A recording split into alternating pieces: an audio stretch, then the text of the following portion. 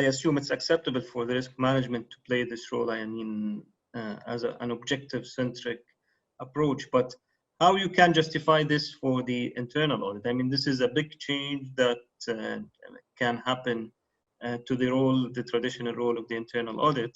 I know there is more focus on the value creation, but at the same time, the assurance plays a very important role for the board, for the audit committees, and even for regulators. Okay, well, this is simple human nature.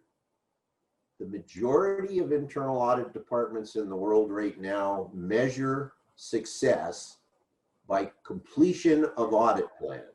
It has nothing to do with whether it adds any real valuable business outcomes. So the profession has been measuring itself. If you use the analogy of people that make sales calls, they've been measuring themselves on making sales calls, not making sales. Now, they struggle when they try and say, well, what actual outcome should the business expect as a result of the existence? Well, they use vague words like assurance. Assurance on what?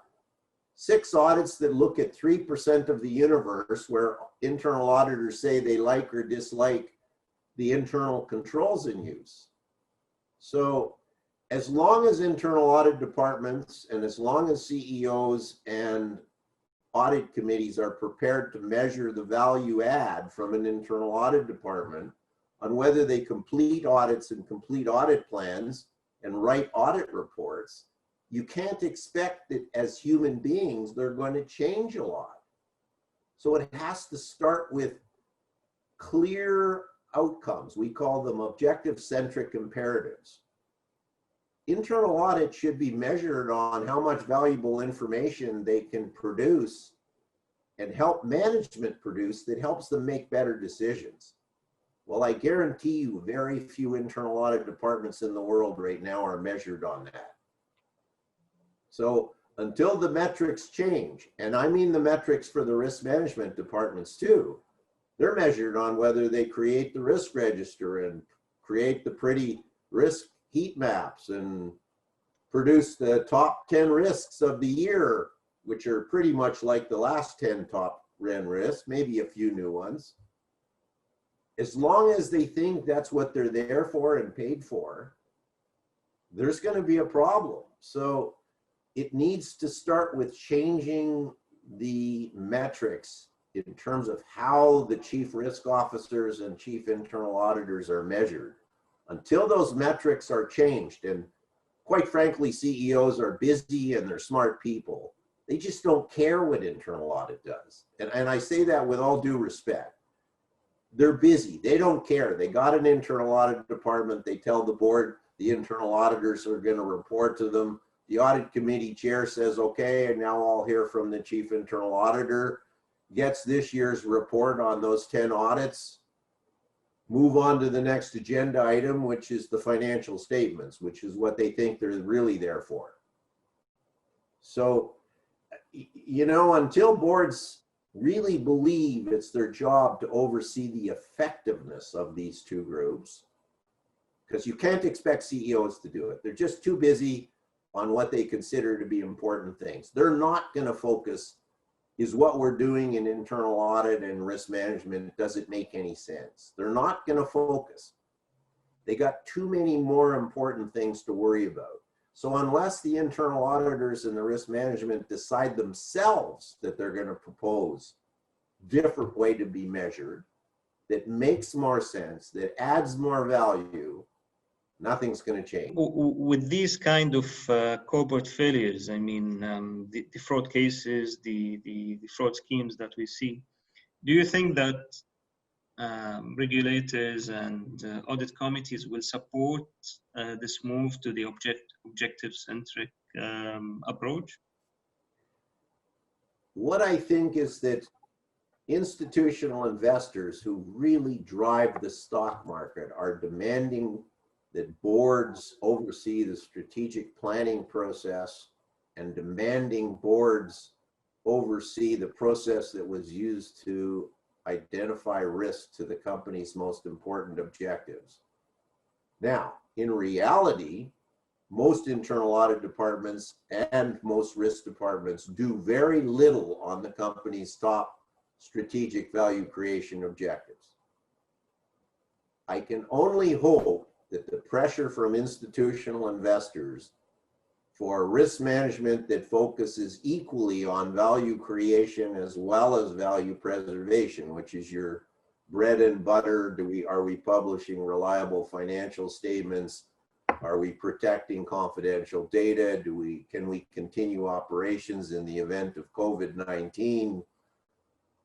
Until everybody says managing risk should be about both, and really stops and thinks, is the way we're doing it right now, it's costing the world hundreds of billions of dollars, is it really the right way to do it? I'm hoping that the stars are aligning and boards will start to care about the money and the data that they're getting to oversee the companies that they is. My final question is why now, and why it's necessary for internal audit and risk management professionals to change in this time? Okay, I think it's a multi-part answer. In some companies, I believe that boards are desperately looking for better information to help them discharge what almost everybody agrees they're supposed to do, which is to oversee the effectiveness of the risk management framework in the company. I mean, there is broad global agreement that a board should do that. I think they're desperate for practical information on how they should do that. So if chief risk officers and chief internal audit departments see the board as an important or primary customer, I believe that should be the motivation. Now, are you better to wait until the board is unhappy and demands that you change what you've been giving them? I would suggest that's a dangerous strategy, because sometimes the board doesn't give you a second chance. They have a meeting and they decide, we've been getting useless information from that 20-person risk management group. Let's outsource it to somebody that has a better idea. So you can wait till the board is so dissatisfied with what you've been giving them. So the board, they've been getting 20 audit reports a year for a cost of $5 million. I saw a news report today it was a city in the States in the Southwest. The current internal audit department had a budget of 1.2 million. Audit reports were costing $300,000 each. So if you were to look at those 6 audit reports, and those numbers are off, but the notion is when you fully cost an audit report, it's quite common that an audit report will cost $100,000, $200,000, even some that cost $300,000-$400,000. And you look at the information in there and you say, was that worth paying $400,000 for? So if the chief internal auditors of the world, and unfortunately in that case, they just sacked the entire internal audit department and outsourced it to a big 4. I'm working on an editorial board. You've got 3 sessions done with Norman Marks. He's writing a new book. Norman and I are on the same page. There needs to be radical change, and the focus needs to be on increasing, he calls it the likelihood of success. I call it the certainty of achieving top value creation and preservation objectives. We are of like mind. We don't fully agree exactly on the details of how to do it, but that's okay. What we don't have is we don't have the chairman of the IIA. We don't have the chairman of the Institute of Risk Management. We don't have them saying it's time the professions changed to focus resources on helping management increase the certainty of achieving objectives. The closest we have to that is the new 3 lines model. And it's written in a way that you could still justify doing everything the old way. It was written in a way that people are going to read it and say, hey, I can still keep doing my 15 audits. There's nothing in here that says I should stop that. There's nothing in here that says I should stop spending all of management's time updating the risk register.